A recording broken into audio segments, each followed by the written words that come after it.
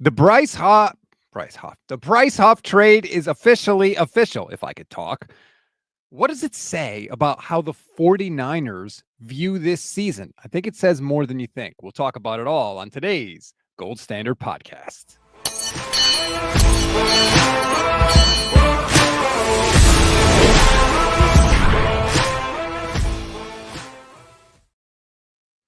What is good, everybody? Welcome to another Gold Standard Podcast. I'm Rob Stats Guerrera alongside Vish Kumar, and it is Monday, June 2nd, and we got word just before the show began that the Bryce Huff trade is officially official pending a physical, Vish.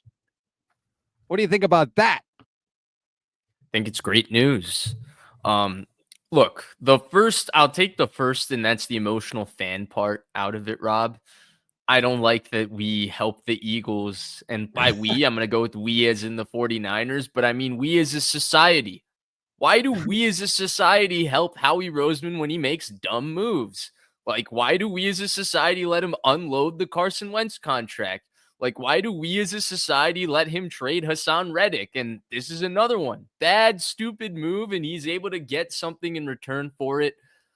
That fan part, that Eagles hatred of me aside, I think it's a really, really good move. This is the one missing piece in their defensive line, this sort of player, the speed pass rusher, that explosive jitterbug who's going to come in on third downs and force the quarterback to move off their spot right away. The D Ford type. They went and got him. He's 27 years old with familiarity with Robert Saleh and a fit in this scheme. He's not very good against the run. He doesn't need to set the edge and stop the run for this scheme. They've brought him here to bring him on the field in third downs and go get the quarterback. This is a true pass rush specialist, with production. He's had multiple years of 10-plus sacks. And so I other than the fact that they helped the Eagles, I really like the move, Rob. And he's only 27. I don't look at this as a one-year thing. Like, if Bryce Huff plays well, this could be a player they invest in a little bit more. And he's one of those fringe pass rushers, Rob, where he's good, but because of his role, and I'm going to compare him to Marcus Golden, but he's much better than Marcus Golden, he won't price himself out to a certain point because teams won't look at him as a 3-down player. And so that's where he's a guy that could fit into the 49ers price range to fit a specific role, which is get to the quarterback on third down. Yeah, he's very clearly in town to do one thing and one thing only, and I'm fine with it because they needed it. Before we get into more of the on-field stuff, I have not seen anywhere the actual terms of the trade. The email the 49ers sent out to announce the trade says that they acquire him in exchange for a mid-round pick. I have never seen an official announcement of a transaction when the actual terms of the deal are not announced. All we know is Adam Schefter said on Friday that it was a day 3 pick, but I have not seen from anybody, 49ers, Eagles, or otherwise, what the actual trade is for, and fans on both sides are upset because we want to know. That is very strange to me. Well, our guy Brian Pumper here in the chat seems to have it before everyone else. He does credit Jonathan Jones of CBS, but he says it's a conditional 5th that can turn into a 4th. Okay, so like I said, I have not seen that anywhere. I'm not saying that can't be it. It would make sense if it was conditional, right? Because are you on Twitter? Can you go to Jonathan Jones? I got to right I'm now. trying to host a show, so I'm trying to get my thoughts. Yeah, I know. We can multitask. I'm trying to help you. You try and help me. It would make sense if it was conditional, right? Because if it was just pick, whatever, 194 or whatever it is, when someone tweets the information to Schefter, hey, or when someone texts Schefter and says, hey, the Eagles are making this trade, Schefter's first response is going to be, what's it for? And if it was just for the actual pick, like, it would have been announced. It would have known already. So 100%. It's got to be conditional. 100%. And they were probably working out those specific conditions rather than what the picks were. And that was the lingering final dotting the I's and crossing the T's probably to this trade, though I'm speculating quite deep. Now, I got to correct one thing. I said Bryce Huff has had multiple years of 10-plus sacks. I was wrong. He's only had 1 year of 10-plus sacks. That was a mistake on my part. But the one thing I wanted to add, Rob, with the conditional pick is One for the Eagles, right? They getting something for a guy they saw no value in, great for them. Like kumbaya, or as Charles Barkley says, kumbaya. So shout out to you, Howie Roseman. You win yet again. I hate you. But on the other hand, for the 49ers, getting a pass rush guy with, 10 plus sack upside for either a fourth or fifth round pick, that's nothing, especially at 27. And I look at the scheme versatility that this provides them now. We know D'Amico Ryans popularized the NASCAR package, right? With the 4 defensive ends. I think the 49ers are built to do that now with Huff and Bosa rushing on the outside, and then Gross Matos and Michael Williams, their first round pick, rushing on the inside. And so they've really beefed up every part of their defensive line, Rob. Instead of going and getting a star and a name in Javon Hargrave, they've gone and gotten players that fit specific roles. We need a big 3 technique that can eat up 2 people and take space. Let's draft Alfred Collins in the top 45 picks. They need an explosive nose tackle that can win inside versus centers with quickness and explosiveness. Haven't had that since DJ Jones. Drafted that in CJ West. Need a speed rusher to complement Nick Bosa that can make the quarterback move off their spot, which allows him to rush into the tackle's body. Got that with Bryce Huff. Need a guy, who's going to set the edge violently and then be able to rush inside and outside. Drafted that with Michael Williams and have that in Yetur Gross-Matos. So they have covered every level of their defensive line. Now it's for the guy who makes the most money of any defensive line coach to prove it. They've given him everything they want. And I think that, to me, what this move signals is, I think I know I thought this way going in, and I think a lot of 49er fans did, was that this was going to be kind of a transitional year for San Francisco, right? They're going from the Shanahan version 1.0 team to whatever this new era is going to be. And, the whole Super Bowl thing, that's sort of, it's on the back burner for now. They're going back to sort of team building. But to me, when you make a move like this to get such a very specific piece like this is not a, hey, we're building up our team. This is a more of a cherry on top of the sundae type of move to me. And I think they're right in the mix and they're going for this thing. So I agree with you, but I have a different outlook on it. By the way, this offseason, they're doing what I want. Thank you, Steph. Wow. For getting complimented about my hair from Steph. Like, wow. Okay. Steph Sanchez says Vish has great curls, man. I'm getting gassed up real today. Okay. But coming back, I had a different take on it, right? I think when you make smart moves over the course of an offseason, you oftentimes find yourself in situations where, we have enough money to get the cherry on top. Like, we can go do this Bryce Huff thing, and it makes sense. When you can't do it is when you stupidly trade all your assets for a quarterback, but you don't know which one you're going to take. When you go pay a defensive tackle the first day of free agency, those sorts of things, but he's not exactly a fit, or you don't have a real plan for him. These are the mistakes, those stupid expenditures. When you remove them from it and you say, we're going to make right decisions for our organization over the course of an offseason, which you end up finding out. And, I tend to be maybe even a little more conservative than the 49ers. So like the 49ers in a way are like good that they're not always doing what I want, but you find yourself in situations where you have the assets and the money to be able to make moves like this. And this, again, like, I hate like the Bryce Huff move, and I don't want to take your point and change it a little bit, but I don't want it to be just about winning now because he's 27. Like, this is a long-term piece into winning over the next couple years, possibly. Like, there's a chance for that. And that's why I think they were so okay with giving a 4th round or 5th round pick for a guy that, let's be honest, as much of a steal as it is for what we think he'll be for the 49ers, like, he was going to do nothing for the Eagles. Like, they were going to eventually cut him. And so that's where the Niners were okay giving it up, because they wanted to be the first to Bryce Huff, because they don't just view him as he might change our fortunes this year, or we got a chance to compete at it this year with him. Oh, we bring in a guy this talented, put him in our scheme and make him fit with all of our young guys. He also can't really play the run, so nobody's going to ever pay him but a certain amount of money. And because of that, I look at it as like a really, really shrewd long-term move. I love what they're doing this offseason, Rob. I wish they could have used this brain last offseason. Shout out to whoever is running things back there. If the compensation that is what we're seeing on Twitter is correct, that it's a 5th round pick that could move up to a 4th depending on performance. You can't try to trade for a 10-sack guy for a 4th round pick and see how many times you could get that, right? So it was an absolute roll of the dice that the 49ers were smart to take. So I totally support it. Like, it may not work out. And what I said on Friday when the deal initially came through is, like, if he's just like a 4 to 6 sack guy, kind of the depth piece. Great move. They needed that too. So I Yeah. don't think that there was a downside in this move. And not even that. If he's a high pressure guy, Rob. Right. Okay, I look at it two ways. If he plays a lot of snaps next year, the 49ers have done one thing really well that they have not done in the last 2 years. They've stopped the run because they've managed. He's not going to be there on rundowns. He is not good against the run. But if they manage to get him on the field, that means they have successfully stopped the run and earned the right to be able to rush the passer. So that's one, if he's playing a lot of snaps. Two, if he's just a guy that's getting a lot of pressures, his job is literally to make the quarterback move. Even if he gets pushed out of the play, if the quarterback moves 2 steps, the rest of the guys are going to come rush the passer. His job is just to do something to help the real guy, Nick Bosa. And so this is about having this team rush in tandem and having them rush as a group.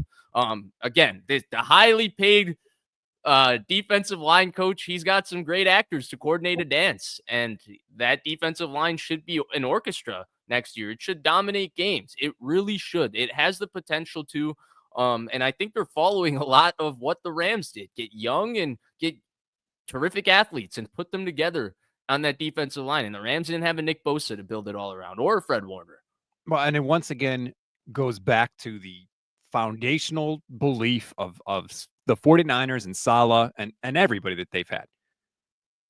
Get a 2-score lead, force the other team to pass, and kick ass with your front four when they do that, right? That is clearly the plan for the 49ers. They want to get up by multiple scores, and they want to have Bryce Huff in there doing the one thing that he is good at doing, which is annoying the quarterback, right? That's the ideal. That is the path to victory for how this 49ers team is built. And it may work even better this year, Vish, because I love the corners that they have. I don't really love the safeties right now. I'm a little scared about that, but the corners they have are really, really good. That is clearly how the Niners want to do this thing. 100%. And I think there's an attitude to this defense, and it changed out of nowhere, right? Like, they lost Dre Greenlaw. They lost Talanoa Hufanga. Now, I had my times where I thought Greenlaw maybe, run and hit linebackers are a replaceable thing in the NFL. Look, seems to be special in terms of his infectious energy, but run and hit linebackers are replaceable in the NFL. I'll stand by that statement. And Talanoa Hufanga, I've had my qualms on how good he is at times, and sometimes I think he's been underrated. But both of those guys brought a character and an attitude that was lost when they left with this defense, right? They had a swagger. They had a physicality. The 49ers have turned around and brought swagger back to their defense, like Upton Stout, Nick Martin, Alfred Collins, Mykel Williams. Like, all of these young guys, there's a certain energy, there's a toughness that I think only really Demo Lenore had last year. That's back on this defense. A younger edge, a younger swagger. And Renardo Green is very much of that cloth. He didn't play that much last year, so this is like a quasi-rookie year where he's going to start end to end and all of those sorts of things. And so there's going to be an attitude to this 49ers defense that's been kind of lost over the last 2 years. And that attitude only comes with younger and physical and talented players. Younger specifically, physical, talented. It could happen at any age. I love the fact that they have sort of restored that swagger a little bit, because I do think they miss it. And I think Saleh's part of it too, right? Like, well, he's special, kind of his own thing, right? But like, when they make a play, especially if it's one of the young guys, he's going to lose his mind on the side. Oh, yeah. He's getting it. Dude, they've set him up, right? Like, they've opened up and said, Saleh, get whoever you want, open the bank of riches. Like, you come in, run this defense like you're running your own football team. Yep. And he's come in and done that. Dude, he's set himself up for a lot of camera time. And the camera loves him. The camera loves him. Cam is back this year for sure. Oh, yeah. As annoyed as I was and will always be about seeing Pete Carroll's friggin' gum-chewing face every time the Seahawks make a good play, that's how other teams feel about Saleh when the Niners defense makes a play. So you know what's funny? I used to hate it. Really? Not that I used to hate Saleh's energy. I just used to hate how much they showed him. There was something like I'm a believer in hierarchy in some ways, okay? I was like, why aren't you showing the freaking head coach? I'm tired of seeing the defensive coordinator, okay? We don't see any other defensive coordinator this much. So, in a way, like I used to hate it, but now I'm all for it because the 49ers defense didn't make that many good plays, in my opinion, Yeah. last year. So, if you're showing the defensive coordinator a lot, it's a good thing. You know what's weird about that too is Shanahan gives great sideline reaction. Like, how many times did we see Kyle like throw the clipboard or like slam? He freaks out on the Yeah, side. but they don't give him that negative exposure, man. Nope, they don't show it. No, they We protect only, him from that. Yeah. yeah, we see it on the all 22 when he's like, oh my God, throwing his arms up in the air, but they don't really show it on the broadcast. And it's weird, right? Because body language amidst anything, right? I feel like it's a hard thing to control. Now, the best leaders have an incredible ability to remain the same, externally at least. Internally, they could maybe be just like everyone else, but externally remain the same. But it is something that gets scrutinized and overanalyzed, right? With head coaches and quarterbacks specifically. And I do think that sometimes Kyle's like tension of the way he's pacing and all of that is not something that has gotten analyzed, which is interesting as a head coach. But I agree with you. It is curious that he never gets yeah. Gets shown. Scotty D says Mm-hmm. Saleh smiles. That's why he gets shown on camera. That's pretty funny. Well, yeah. I mean, Salah's made for the camera. I'll give it to him. Like Salah's he's got like a presence. You can see Young, it. Like I got it. in shape, right? Oh yeah. Super expressive and emotive, and he's freaking out, and the players And like love. that emotive is all positivity. Like the guy breathe. Like I get it. Like I got the Saleh thing. I was actually shocked he didn't get another head coaching job just because he got pretty screwed with the whole Jets thing. I'm so glad the 49ers got him. I got it. I just don't want to see the defensive coordinator shown on camera that much, man. It's just something about it. All right, I'm here Show for the it. head coach. Show the Give me, quarterback. I'll take it, man. If it means they're doing the right thing on the field, I will take it. Let's get into the usage a little bit because you touched on it, and I think it's interesting.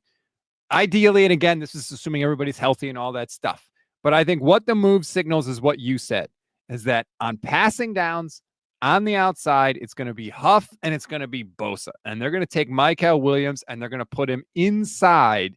And I think it's interesting because I remember, I think it was Albert Breer had the quote. When they were interviewing Mykel Williams, they asked him, Super Bowl on the line, where do you want to line up? And he said, over the guard. And I think that is exactly the way the 49ers, in an ideal, perfect world, are going to use him. Yeah, and I think it's what he's best at, right? He's so powerful that he can handle their strength inside. And while he's got, I wouldn't say actually it's hard to project his speed. It was the one thing, right, with the ankle injury and all of that. He has the speed to win on the outside, but he's really too quick for guards. Like that's where his speed and quickness really, really excels and is different.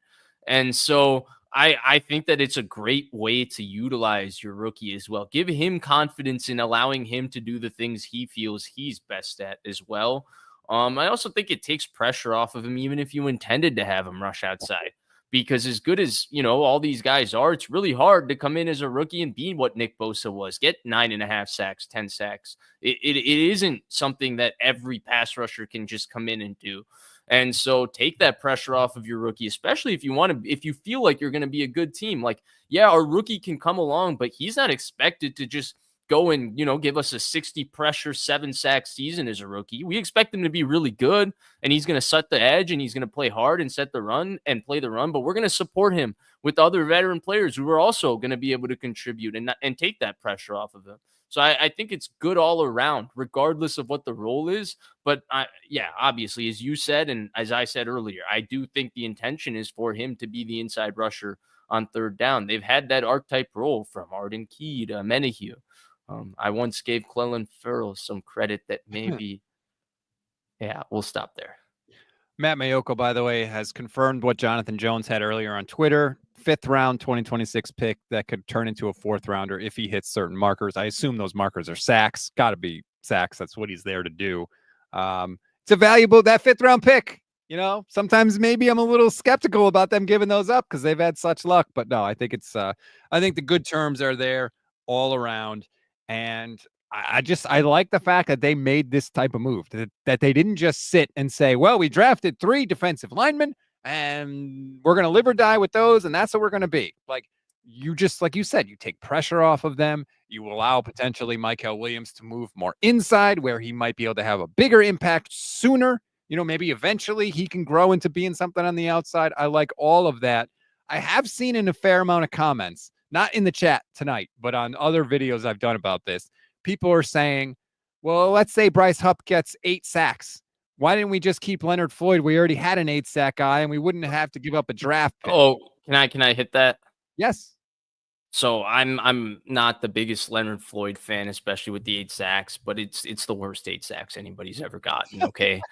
The guy routinely hugs the quarterback when someone else is going to sack him and gets half a sack, runs down someone else's pressure. Look, no, I'm joking, right? I'm being mean. I'm making a joke out of it, but he wasn't a very effective pass rusher, but he was a very effective corraler of the quarterback.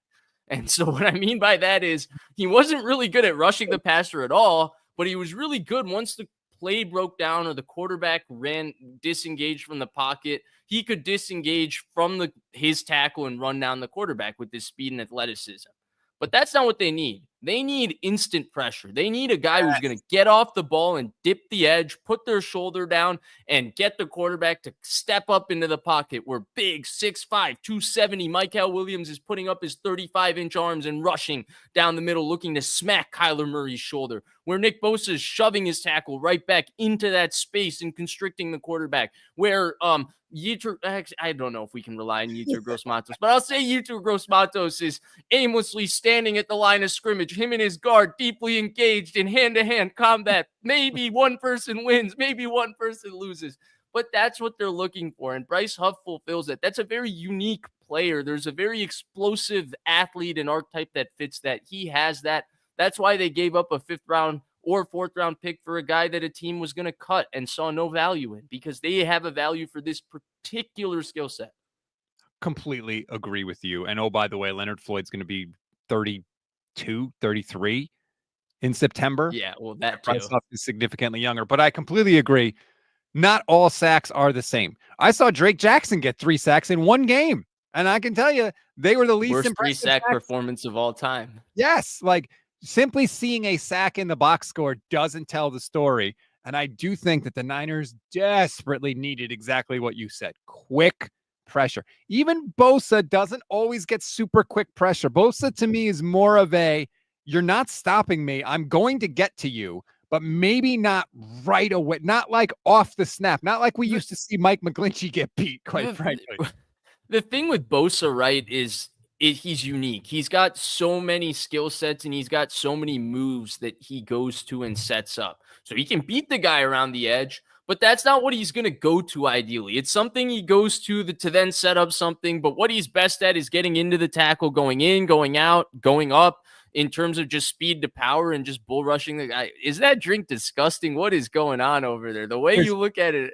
There's something floating in it, and I don't know what it is, but I'm pretty sure it's a bug. And yet you keep drinking it. Well, anyway. And so, you want to pair him with someone who has no other counter, really, right?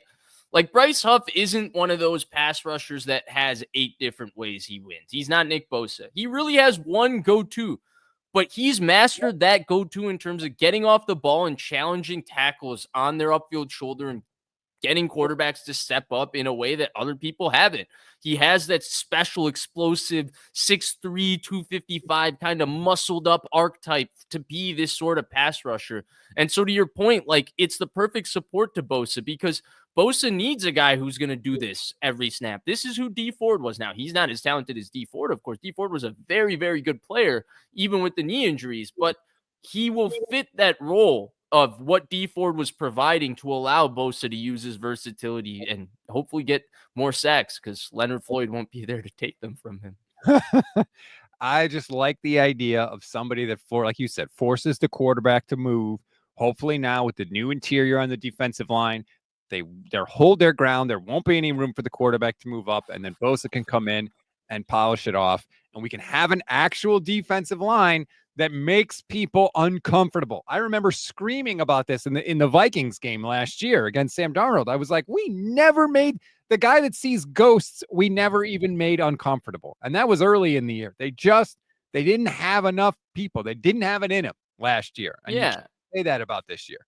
And really what I want to drive home to is to that point, it's less about what he does individually and more about how he's going to complement the four of them rushing together. The biggest thing, the best pass rushers aren't four names, right? They're four guys who rush in a way with a plan that's devastating.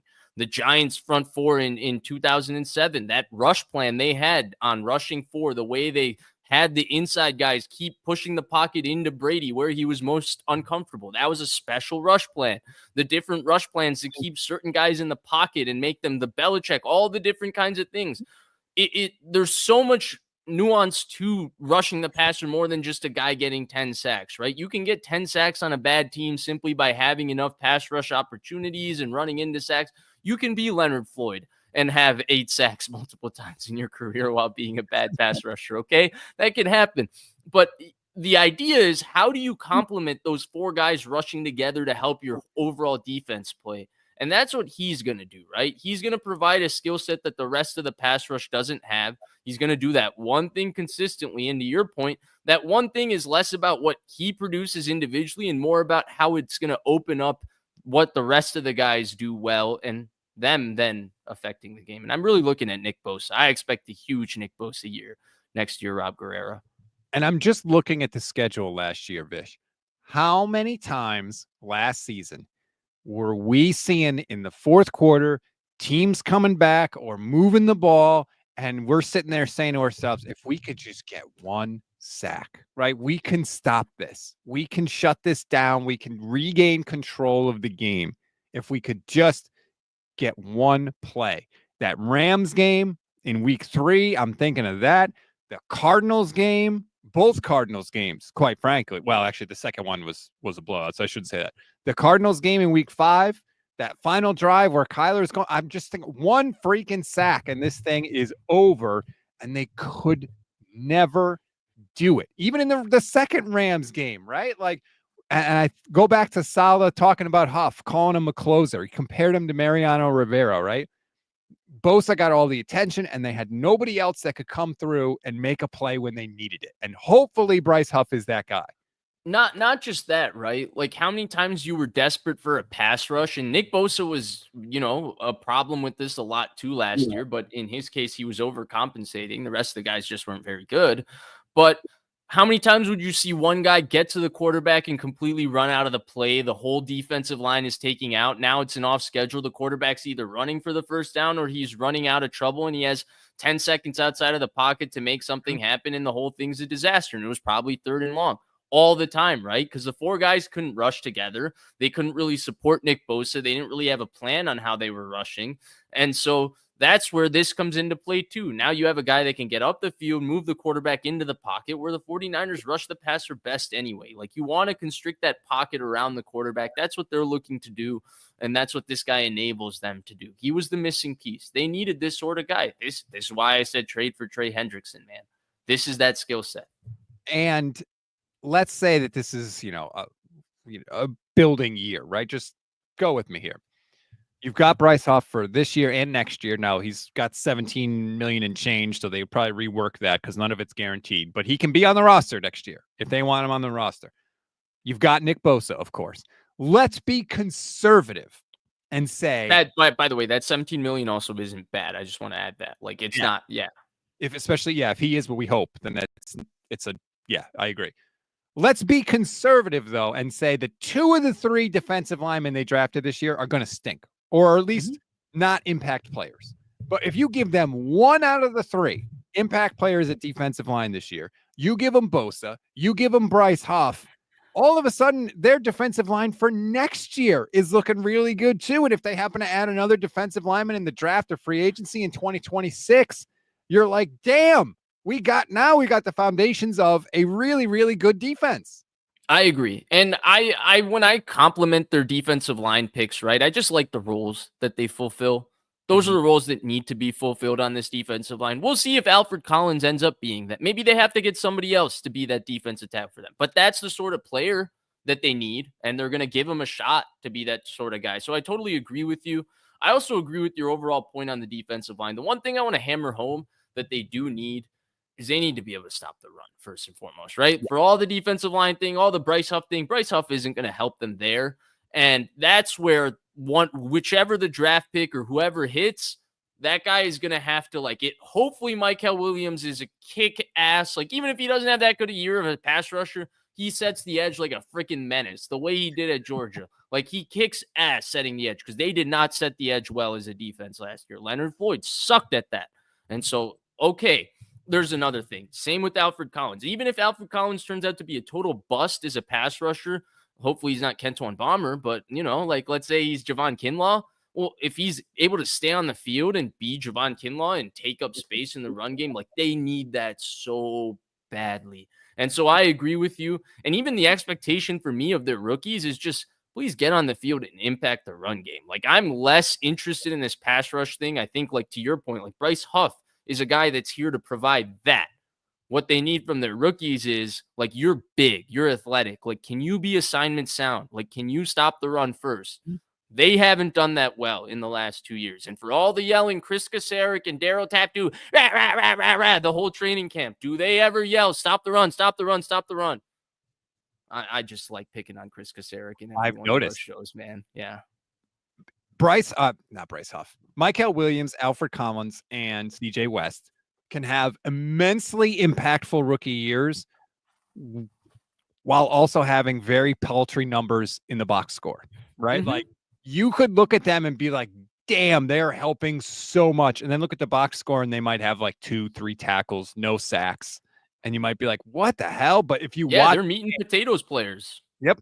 So it'll be really interesting to see how that's perceived. You know, I think a lot of people, if Michael Williams has like 4 or 5 sacks this year, they're going to be like, he's a bust. And it's like, no, that might be the complete opposite thing. Well, yeah. In Williams' case, right, they were so bad at setting the edge on that side. Like if he's a great edge setter and he has 5 sacks, I'll say he had a great rookie season. The way I look at their team, what they needed, I think that, right? I don't think West projects as much as like a run stopper in their game. Like West to me is a guy that's going to get a little more pass rushing opportunities. He's going to flash because he's going to penetrate. Collins is the one that's got a big meat and potatoes run roll. And again, he's got a tough task ahead of him. But if he has a rookie year where he looks strong, yeah, sometimes he's going to get blown out of run plays. Yeah, that's going to freaking happen when you're a 330-pound rookie playing, you know, every snap against the best guards in the NFL. But if he looks strong, and if he looks like he kind of knows what he's doing, I'm going to think he had a great rookie season because the expectation on those guys to me is that, like, first and foremost, this was a bad run stopping team. They were just bad at it. And so, like, it would really help if these guys come in and set a tone. It's because there's a physicality missing, especially Nick Martin, him too. Same thing. Set that tone, bring that swagger. Upton Stout, he's got some of it too. To me, like Upton Stout was a total swagger pick. Like they wanted some of that around their football team. I love Upton Stout's personality. In fact, I said this right after I started learning about these guys. If they are any good on the field, we're going to love them because all their personalities seem to be fantastic. Did you see Nick Martin showed up to work wearing the Shark slippers? Like these guys have personality. They've got that swag. And hopefully, you know, you can't just have that. You got to be able to actually do it on the field, but hopefully they can, because that to me is when this defense, and any defense really, not just the 49ers, that's when any defense is at its best. Go look at the best defenses in history. Tell me the one that didn't have swag. The Legion of Boom? Oh my God, forget it. Tons and tons of Cam swag. Chancellor's the scariest man I've ever seen in the NFL, man. Ray Lewis and dark visor. With the Ravens, speaking of dark visors, Ed Reed, like, tons of swag, right? The best defenses have it, and the 49ers have the potential to have it. They got to go prove it, but the personalities are there. And I'm glad they identified that they needed it, right? And that's where, like, the only reason I picked out Upton Stout is in my limited reading of social media, that's been the one pick that I feel like has gotten unnecessary criticism, especially because Upton Stout is not really a hard player to dislike, if that makes sense, because his physical limitations are what they are. He is what he is. And then he's kind of just like swagged out stud with everything going on. So it's like he's just like the kind of player I feel like every fan unanimously roots for. And Yes. the reason I picked it out is because they really miss like having that sort of just like edgy personality to their defense. DJ Reed has that kind of edgy personality. Demo Lenore has that kind of edgy personality. Just a little guy who's just angry. He's Napoleon. He plays with an edge, but something that rubs off on everybody else. They didn't have that personality last year. And, for a lot of good things Fred Warner does, he doesn't inject that in this defense. He's classy. He tries He's to, but it doesn't interested. work. He's unable to do it. He's classy after the game. He's disappointed in his guys. He's a mature coach. Like, nobody needs that. They need a guy who's going to give him that fire. Give him some of that. And it's like that fire to complement Warner. They've added a bunch of personality in this defense, and I feel like they're putting up a raffle and say somebody who's going to take that role next to Warner and be that fire guy. Could be Nick Martin. Maybe it's not. It might not be up to stout. I might have gone a little too far with that, but his personality is what they're looking for in that sort of way. Yep. You ask him, he would love to sign up for that. But yeah, I don't know that, at least not right away. You mentioned Frisbee Life also kind of caught me there. Sorry to interrupt you. I just really like saying Upton Stout. It is an awesome name. You mentioned the run defense and how bad it was. So let's just take a look at that real quick. Look at this column. These are the rush yards that the 49ers gave up at the end of the year last year. After the bye week, week 10 against Tampa, 110. 94 to Seattle, 169 to the Packers, 220 to the Bills. Now, that was the snow, but still. 68 against the Bears. Shocker. They won that game. 142 to the Rams. Loss. 166 to the Dolphins. Loss. 152 to the Lions. Loss. And 151 to the Cardinals. They were an abomination against the run last year, for basically the entire year, specifically after the bye week, which came in the middle of the season. So the Bryce Huff deal is awesome, and there's potential there, yes, but they have to fix that run game first and foremost before they can ever get to any of the fun stuff. Yeah, and to me, you nailed a deeper point. This is where the NFL is going to. It's not just about what happened last year, which, their run defense has been shaky, not just last year, for 2 years now. The Super Bowl year was that secret thing that was kind of their lingering weakness. They just weren't that good at it, and then it was really bad last year.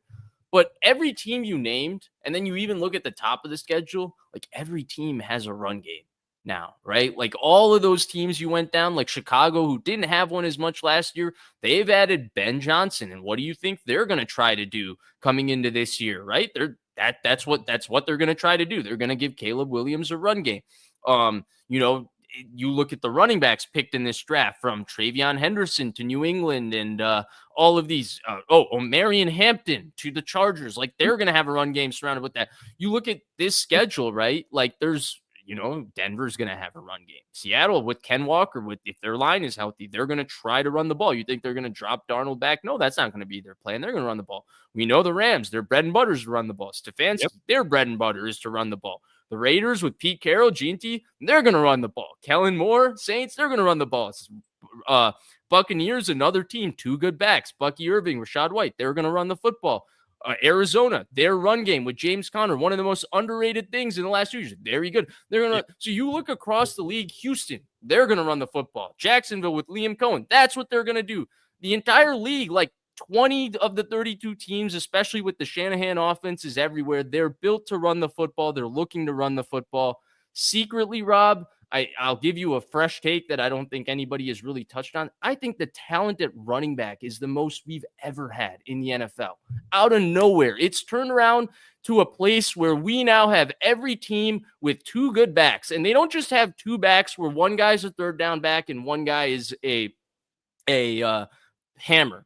They have 2 backs where both backs are receivers. Both backs can take a 6-yard run and go for 90 yards. Both backs can kind of do everything. And every team seems to have one back that's a total home run hitter. I mean, you talked about all those teams. Buffalo had James Cook, and Arizona has James Conner, and all these. Each team seems to have a back.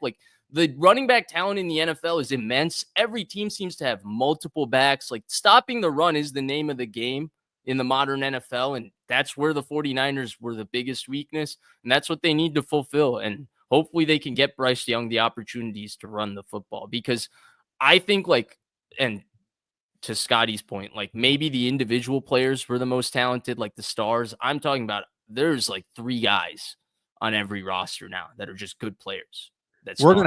We will find out very Yeah. quickly if the Niners fix their run defense. When you look at this schedule, Alvin Kamara in week 2, you mentioned James Conner.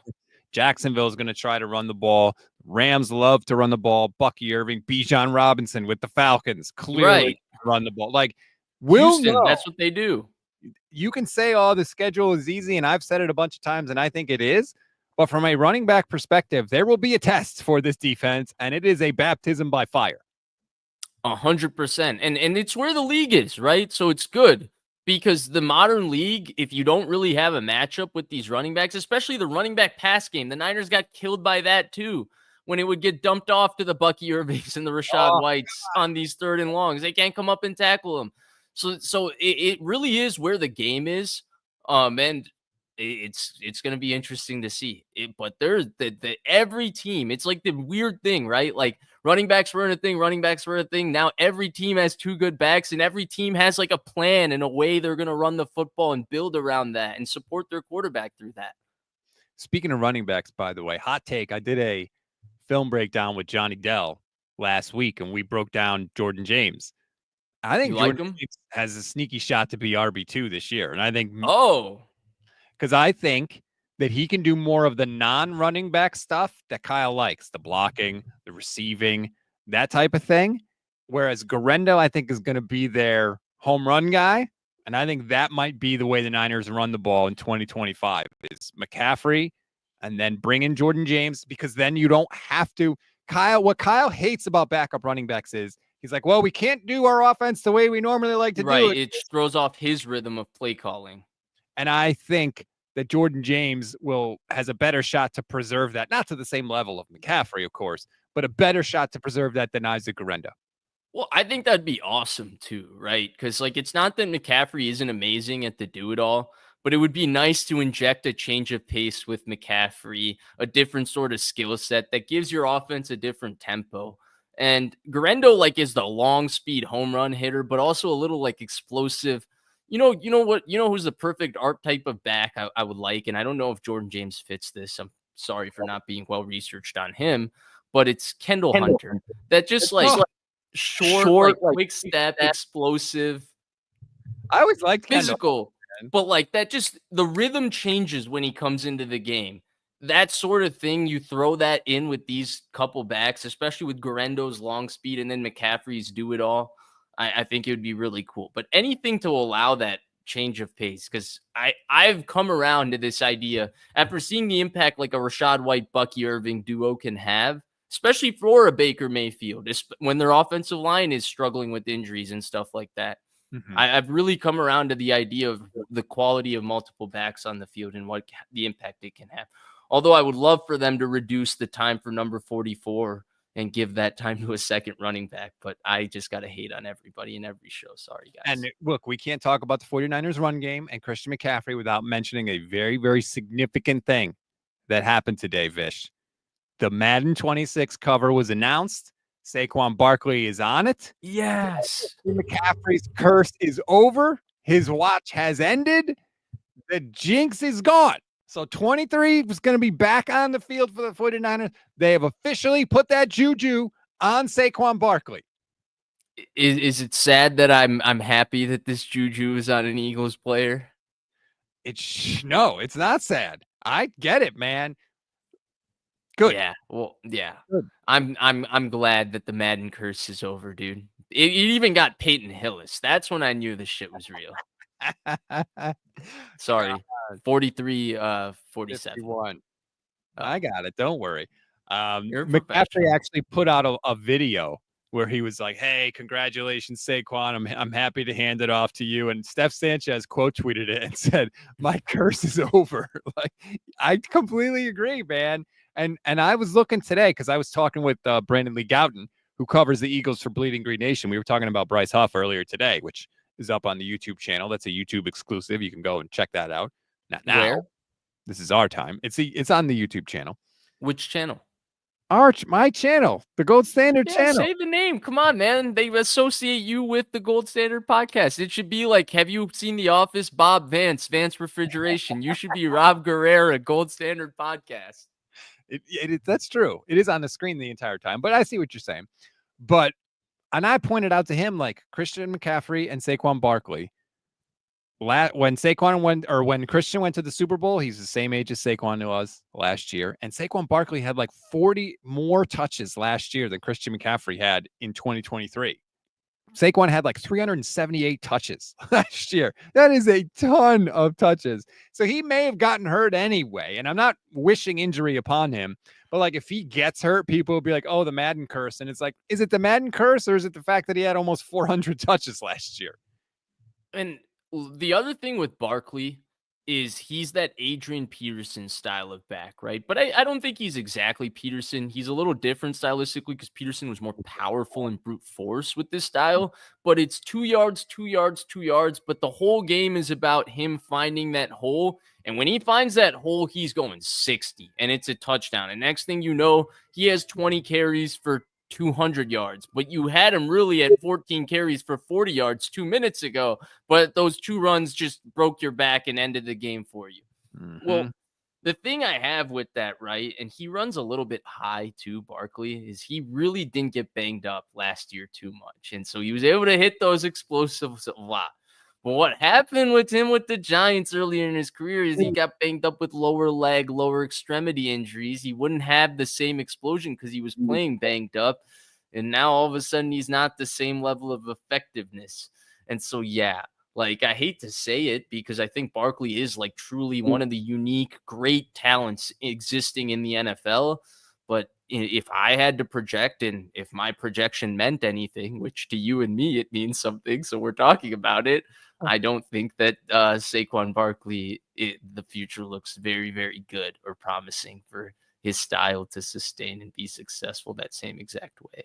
I was dead wrong about Saquon, so I'm never going to doubt him again. I thought he was washed up, basically. I thought that the Giants beat the hell out of him. I thought he'd be good with the Philly, but I did not. Like people kept Yeah, saying, me neither. I was wrong about it too. yeah, people kept saying maybe he could be what McCaffrey was for the 49ers. And I kept saying like, whoa. Let's see him actually. McCaffrey was a great player in Carolina. That was my argument. Yeah. McCaffrey was unbelievable, like better with the 49ers than they ever could have dreamed. He scored literally every week for like 16 weeks in a row. But also McCaffrey was like maybe better in Carolina than he was even with the 49ers. Like if you just say snap for snap and take the accolades out of it. 1,000. Right? Yeah. Like it was like there was no question of how great a player McCaffrey was. In Barkley's case, like we all saw the talent. We thought he was a great player, but it wasn't like he produced like McCaffrey produced on bad teams in Carolina. Like McCaffrey was thousand with Kyle Allen, man.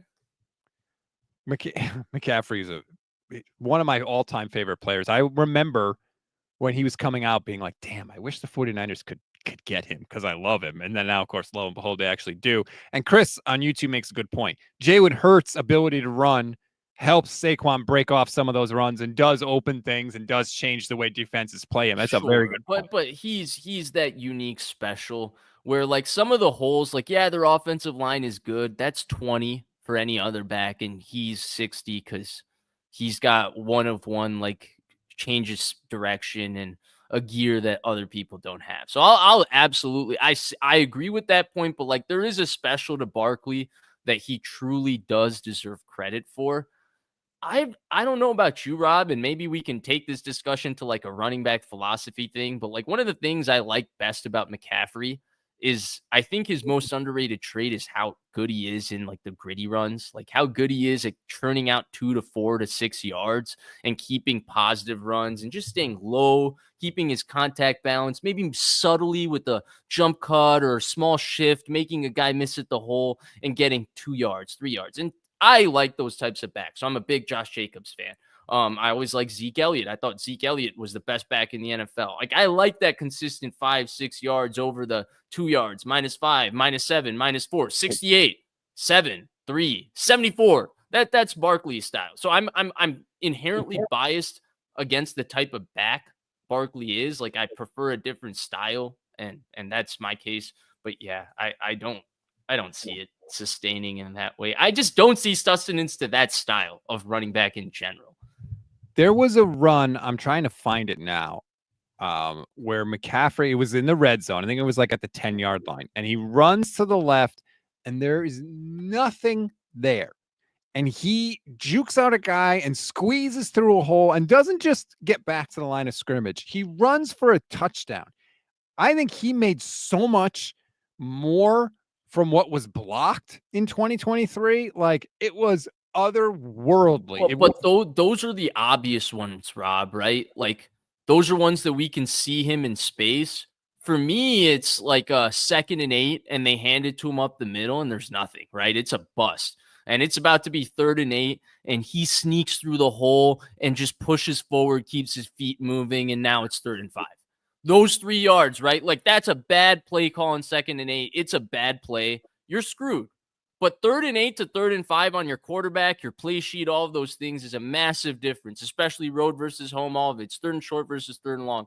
And so, like, I get your point, and, like, yeah, but, like, even, like, more subtle than that is where I was going. Like, just, like, the very, like, mundane plays that you don't even realize that, oh, that would have been 3rd and 8, but it became 3rd and 5 just because, dude, Christian McCaffrey, as you said, man, just as you said. Freak of nature. Did you see the clip of John Feliciano? John Feliciano was on the For the Underdogs podcast, and he talked about Christian McCaffrey against the Packers in the playoffs. Let me play the clip. Packers game in the playoffs 2 years ago. Yeah, and we were down, but they were winning the whole game. It was back and forth that game. We had a drive at the end, like we ran. It was like 18 mic or some shit at the right guard in the huddle, or even before. McCaffrey was like, "Yeah, that mic's we're gonna hit on that mic. We're gonna score on that mic." And then we got an 18 mic, front side. Yeah. And then fucking stretching my 3 technique out. And then, you feel the fucking running back inside, and you see Christian hit a move and look back. And as soon as I saw him do his look back, I was like, oh, we gone. Over with. Yeah. He scores. Packers. Awesome. Christian calling his shot in a playoff game when the team is, trying to come back, you're losing, and Christian McCaffrey's like, we're going for a touchdown. Your focus is incredible, man. That was awesome. All I heard in that clip was, man, John Feliciano thinks a lot of John Feliciano. He had to add the extra detail of he stretched out his 3 technique, turned around, like as if we really cared about what John Feliciano was feeling on a moment-by-moment play on that. But yeah, I agree with you. That is freaking awesome. I just couldn't focus on the importance of Christian McCaffrey because John Feliciano somehow had a 30-second clip to share of what he was doing on Christian McCaffrey's play. Christian McCaffrey makes a 47-yard touchdown. John Feliciano was like, I stretched out my 3 techniques. Not like it was important and all that. It's just that you never hear somebody talk like that, let alone when they're John Feliciano. Like, that's probably what Feliciano's telling his wife at home. Like, hey, honey, you saw I stretched out that 3 technique. In the media, they're only talking about Christian McCaffrey. That's just the way the sports works. Sorry, man. Yeah, I hope that McCaffrey can just stay on the field. I don't think he's ever going to approach the absolute freak monster that he was in 2023 because that's unrealistic and unfair. Most running backs that play never reach those kind of levels. But just to get on the field and be healthy, like he's a guy too that can affect and contribute to the game without touching the ball. He does it. The attention that he garners, there was a screen pass, the last Debo touchdown against the Eagles in 2023. JT O'Sullivan broke this down. On that play, Christian McCaffrey does like a little bit of a fake. He's not really involved in the play, but he just takes a couple of steps and makes a move because he knows he's being guarded man to man by the linebacker. And that linebacker takes one false step. And because of that false step, Debo Samuel's able to get past him and outrun him on the screen, which turns a nice chunk play on a screen pass into a touchdown. And that's Christian McCaffrey just doing that little bit of extra that helps the offense. And they missed the extra last year. Yeah, exactly. And just like you said, right, the impact that he causes, like you brought up a specific example, but there's many just like examples of the 49ers offense working because of the attention he garners, because run and pass becomes so interchangeable with him on the field because he's so incredibly good at both. And with Brandon Ayuk being out at the start of the year, though I expect a big ascension from Ricky Pearsall, he is their best separator versus man coverage. He's the best route runner on their team. He's probably the best wide receiver. If you line them up at wide receiver and ask them to play wide receiver, he's probably the best one right now on the team. He's that good. And he's also happens to be the best running back on the team. And so, like, yeah, the impact of that player, there's not that many guys that good in the NFL. Like, I think there's a lot of credit, right? The different Avengers of the 49ers and all that. Christian McCaffrey was a first-team All-Pro before he was on the 49ers, right? Like, he's a different level of All-Pro from even the different Avengers. Like, him, Trent Williams, they're Nick Bosa, Fred Warner, Kittle. Hall of Famers. Christian McCaffrey was a superhero before he was in the Avengers. That's 100%. That is the analogy I wanted to make. I'm very quickly trying to bring up that Deebo Samuel play because I want to. It's hard. Like, my explanation is one thing, but to actually be able to see it out on the field, I think, is another. You can multitask. Sometimes. Jonathan Jones. Not even Jonathan Joseph, former Cincinnati Bengals corner. Jonathan Jones, CBS reporter, man. All right, here we go. Let's see if I can actually bring it up. And again, I did not notice this. This is something that JT O'Sullivan. No, you noticed it. Come on, man. I don't want to do that. All right, let's see. Here we go. Watch Christian McCaffrey at the bottom of the screen. See how he runs to the side, and that pulls the linebacker out wide, and there's Deebo running right past the linebacker for the touchdown. That linebacker is out of position on that play because Christian McCaffrey does that little fake, that little run off to the right. And like that, those little things, like Deebo's not doing that for McCaffrey or somebody else, right? But McCaffrey does it for other people. Well, to be fair, I think everybody else on the 49ers does a good job of that besides Deebo. But yeah. Also, shout out to the guy, Kyle Shanahan. Don't be the NBC cameras and the Fox cameras and the CBS cameras trying to give Robert Saleh and Christian McCaffrey all the credit, okay? Oh, here's a quick question before we go. Dank on YouTube says, would you rather have Ashton Genty or Christian McCaffrey? Coming out? I don't know.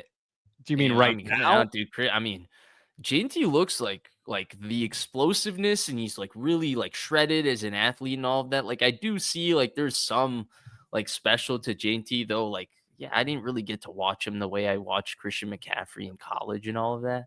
But I don't know, dude. Christian McCaffrey is one of like the 10 best running backs that has come out of college in my lifetime. Like, he's with like the Reggie Bushes and the Zeke Elliott's and the Todd Gurley's and the Saquon Barkleys and Leonard Fournette's. Did you feel like Genty was that, or did you feel like Genty was pushed as that because it was a really weak draft? No, he's a freaking monster, man. You felt like that? Okay, fair enough. I didn't watch college football this year as much as I've watched with those guys, so I would definitely defer that to you. That's going to do it for this edition of the show. Thank you to everybody in the chat for your comments. Please like this video, subscribe to the channel. If it's your first time checking us out, please subscribe. Come back. We're live every day. I promise you will like what you see. Follow Vish on X at Vish Kumar, and he also has a YouTube channel if you want to subscribe to that. Vish, I'll talk to you next week. You will. See you, Rob.